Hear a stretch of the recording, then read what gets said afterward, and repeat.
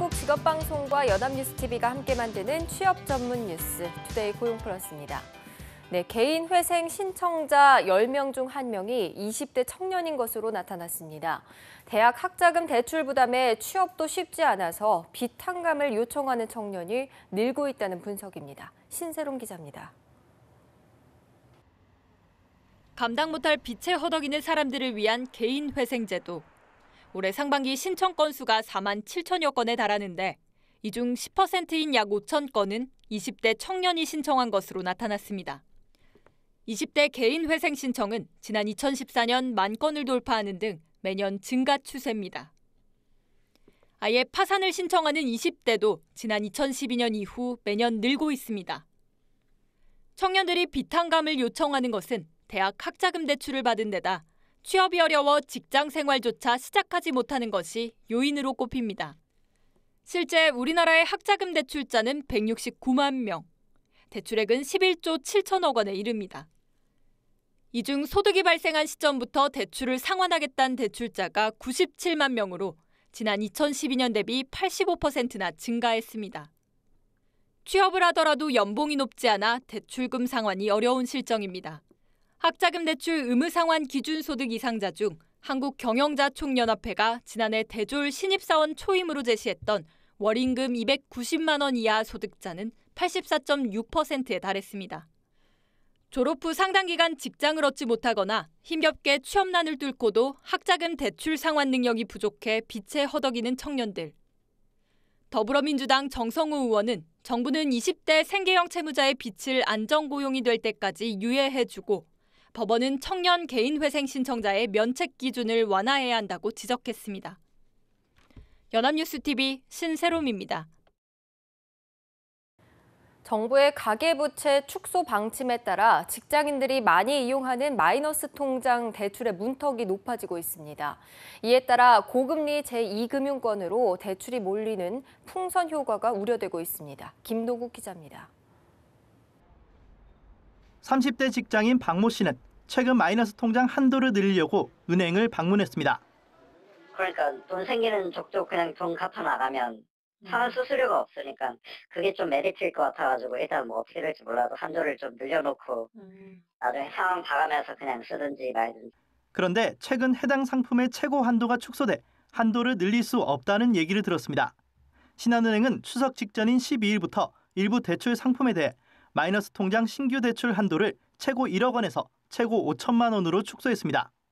다른 은행들은 한도를 축소하지는 않고 있지만 마이너스 통장 대출에 대한 심사를 강화하고 있는 것으로 알려졌습니다. 마이너스 통장은 대출 금액이 아닌 한도 전체에 대해 충당금을 쌓아야 해 은행으로서는 부담이 되기 때문입니다. 하지만 서민들의 대출이 고금리 2금융권으로 몰리는 풍선 효과에 대한 우려가 나옵니다. 지난 7월 말 기준 전국저축은행의 가계대출 잔액은 한 달 만에 6천억 원가량 증가하며 사상 최대 폭의 증가세를 보였기 때문입니다. 가계부채의 총량을 줄이는 것도 중요하지만 동시에 가계부채 질에 대한 대책 마련 역시 필요하다는 지적이 나오고 있습니다. 연합뉴스TV 김동욱입니다.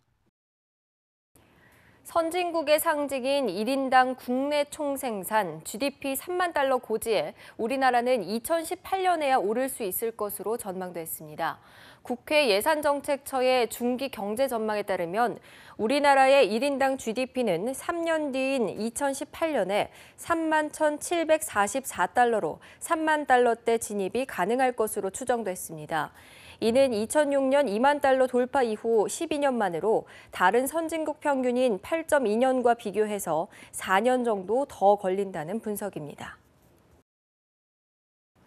이철성 경찰청장이 취임 이후 우리 사회에 만연한 갑질 문화를 뿌리 뽑겠다는 방침을 밝혔는데요.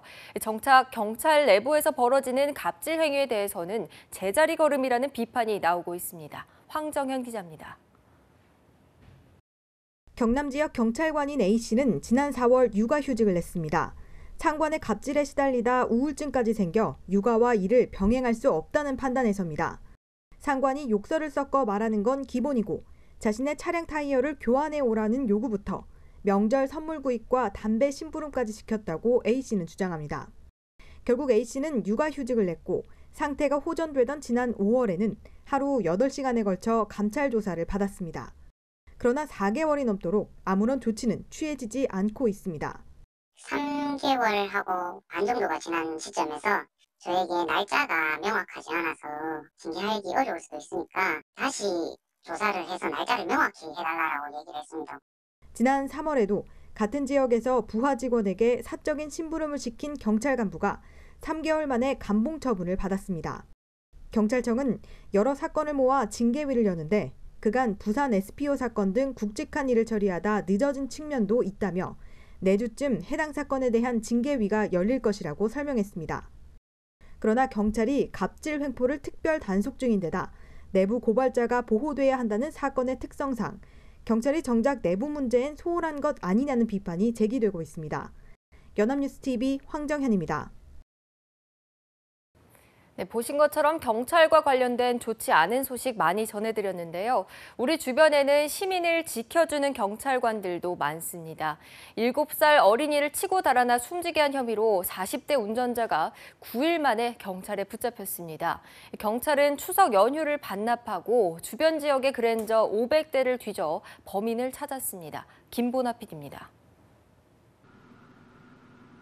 앞서 달리던 SUV 차량이 무언가를 발견한 듯 휘청하더니 멈춰섭니다. 뒤이어 달리던 승용차도 급히 멈췄습니다. 이 차량 운전자들이 본 것은 도로를 헤매던 7살 A군. 이들이 A군을 도로 밖으로 이동시키려고 정차한 사이 그랜저 한 대가 A군을 치고는 그대로 가버렸습니다. A군은 병원으로 옮겨지던 중 숨졌습니다. 경찰은 현장에 떨어져 있는 부품을 통해 가해 차량이 2006년식 은색 그랜저인 것을 확인하고 공개 수배했습니다. 이어 서부산과 경남 지역에 등록된 같은 차종 500여 대를 일일이 확인해 운전자 김모 씨를 붙잡았습니다. 추석 연휴 다 매일 출근해서 그랜저 TG 이제 확인된 차를 일단은 이동 동성 주변으로 아파트라든지 주거단지 주변으로 500대 중에서 한 350대 정도를 일일이 확인을 하다가 김 씨는 차가 덜컹하는 느낌은 있었지만 사람을 친 줄 몰랐다며 혐의를 부인하고 있습니다. 사고 당시 A군은 맞벌이하는 부모를 대신해 돌봐주는 돌보미 할머니와 함께 집 근처의 공원에 놀러 나갔다가 변을 당했습니다. 아들을 잃은 어머니는 사고 소식을 접할 때마다 정신을 잃는 등 큰 시리에 빠진 것으로 전해졌습니다. 연합뉴스TV 김보나입니다. 개그맨 정영돈 씨가 약 1년간의 공백을 딛고 시나리오 작가로 새로운 직업에 도전합니다. 배우 신현준 씨가 대표로 있는 영화 제작사 HJ필름은 정영돈이 신현준과 함께 한중 합작 웹 영화를 통해 정식 작가로 데뷔한다고 밝혔습니다. 이번 작품은 100억 원의 제작비가 투입되는 코믹 판타지물로 영화 터널을 기획한 유재환 PD가 한국 측 프로듀서로 합류했습니다. 귀찮게 옷을 입어볼 필요 없이 3D 기기로 옷을 고르고 가상현실을 이용해서 집에서도 백화점 매장을 둘러볼 수가 있습니다. 이처럼 다양한 IT 기술들이 쇼핑을 재밌고 스마트하게 바꿔주고 있는데요. 한지희 기자가 취재했습니다. 가상현실 기기 VR을 착용한 남성이 시뮬레이터 앞에 설치된 장비에 몸을 맡깁니다. VR 기기로 보이는 그림에 맞춰 장비가 이리저리 각도를 바꿔가며 움직이자 마치 롤러코스터를 탄 듯 흥분을 감추지 못합니다. 쇼핑 매장에 들여놓은 IT 기기가 고객들의 발걸음을 이끌고 있는 겁니다. VR 기기하고 같이 연동해서 신체 활동을 직접 경험할 수 있는 체험이었고요. 진짜 롤러코스터 타는 그런 느낌이었습니다. 짜릿했습니다. 쇼핑할 때 옷을 갈아입는 번거로움도 디지털 거울 앞에 서면 편해집니다. 디지털 거울이 신체 사이즈를 꼼꼼히 스캔합니다. 3초만 투자하면 가상으로 여러 브랜드 옷들을 마음껏 입어볼 수 있습니다. 3D 측정판에 발을 올리자 길이와 두께 등 발 사이즈가 측정됩니다. 굳이 신어보지 않아도 내 발에 딱 맞는 기성화를 추천받을 수 있습니다. 기기 도입 한 달 만에 1,500명 이상이 이용했고 전체의 40%는 주문으로 이어졌습니다. 20, 30대 고객들이 이런 시스템이 재밌다고 하시면서 많이 이용하시는 편입니다. 3D 발 사이즈 측정기 같은 경우 10명 중에 한 6, 7명 정도는 구매를 하시는 편입니다. 온라인몰들도 가상현실을 접목한 매장을 선보이고 있는데 인터넷으로도 실제 백화점에 온 것처럼 매장을 360도로 둘러볼 수 있습니다. 단순했던 쇼핑 공간이 가상현실, 3D 등 첨단 IT 기술들과 만나면서 쇼핑 방식도 진화하고 있습니다. 연합뉴스TV 한지입니다. 지난해 9월부터 시작된 보험업계의 휴면보험금 감축 사업을 통해 찾아간 보험금이 4천억 원대에 달했습니다. 생명보험협회와 손해보험협회에 따르면 지난해 9월부터 지난 6월까지 9개월간 보험사들이 소비자에게 지급한 휴면보험금은 생명보험 3,212억 원, 손해보험 1,264억 원 등 4,476억 원이었습니다. 휴면 보험금이 있는지 여부는 인터넷 휴면 계좌 통합조회 시스템이나 생보협회, 손보협회 홈페이지에서 확인할 수가 있습니다.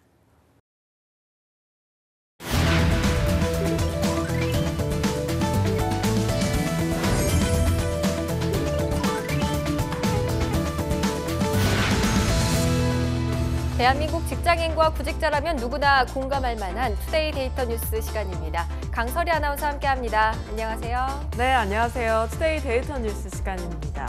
지난달이었죠. 경남 양산시청 앞에서 한 노모가 폐륜 아들을 사회에 고발합니다라는 피켓을 들고 1인 시위를 벌여서 이목을 끌었습니다.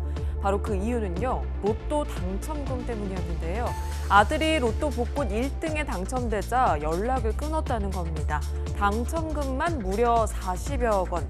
수소문 끝에 아들이 사는 아파트를 찾아갔지만 운전박대를 당했다는 게 이 노모의 주장이었는데요.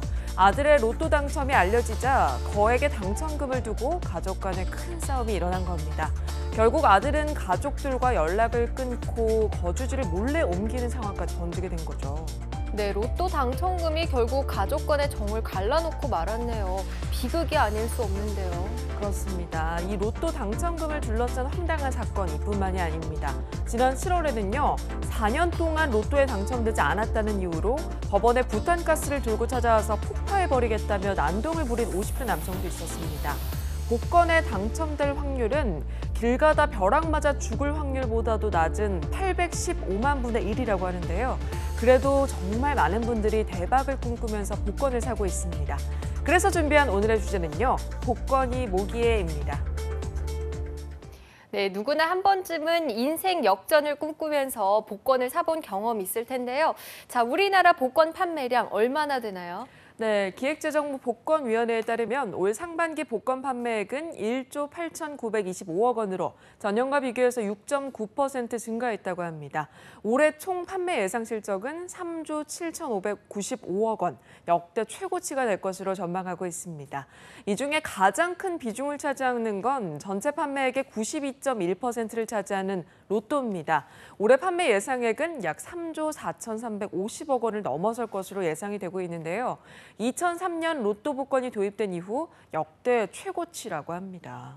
네, 판매액이 어마어마한데요. 이렇게 사회적으로 복권 판매량이 증가하는 이유는 무엇일까요? 네, 먼저 로또 판매점 증가를 꼽을 수가 있습니다. 올 상반기에 로또 신규 판매점은 538곳이 개설되면서 복권의 판매량 또한 증가한 것으로 보고 있고요.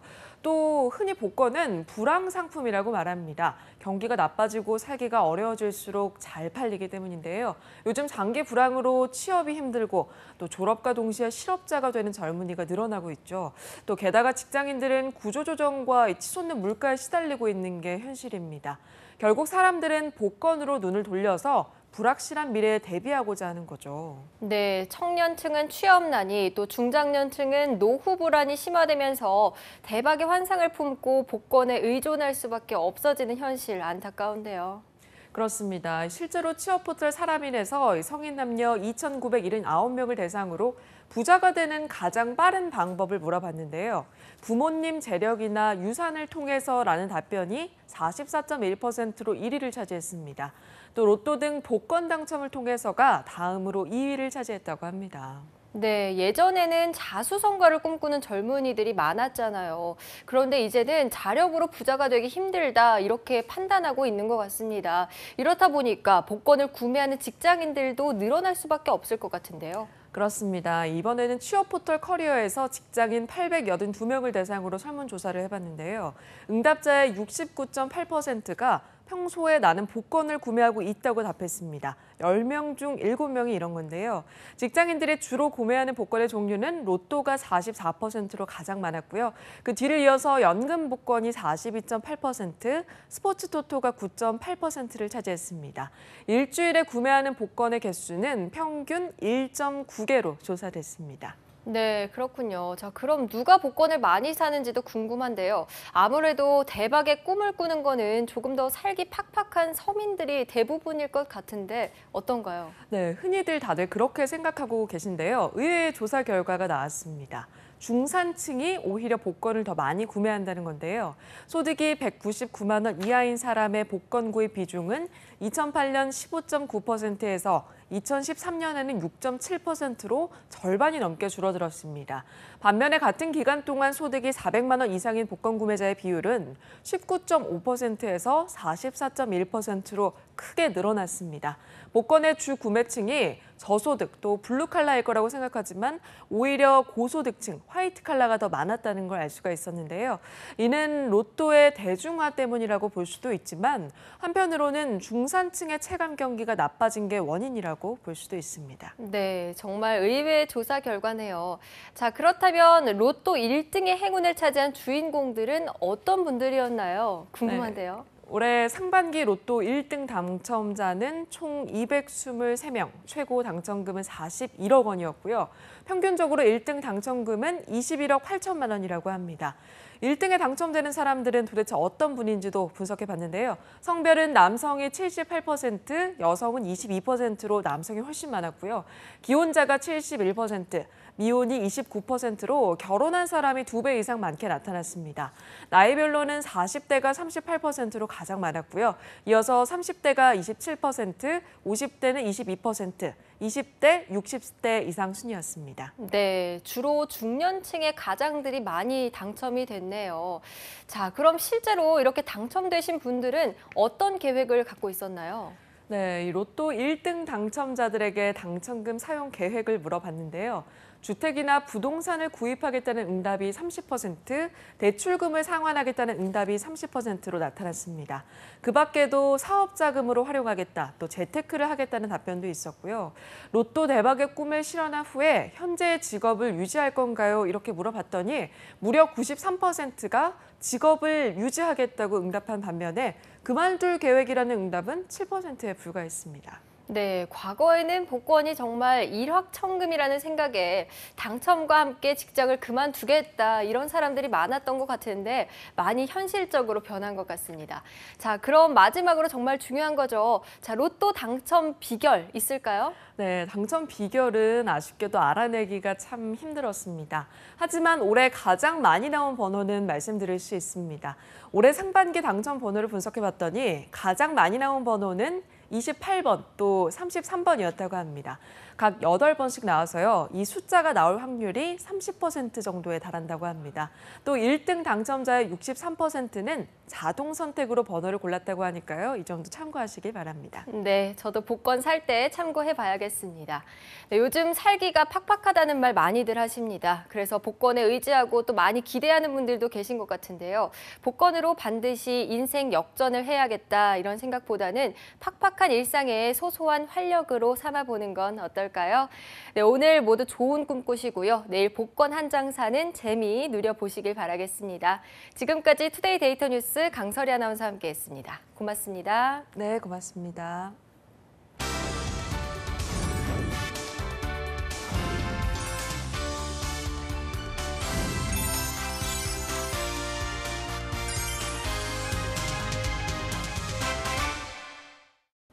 투데이 고용 플러스 오늘 준비한 소식은 여기까지입니다. 함께해 주신 여러분 고맙습니다.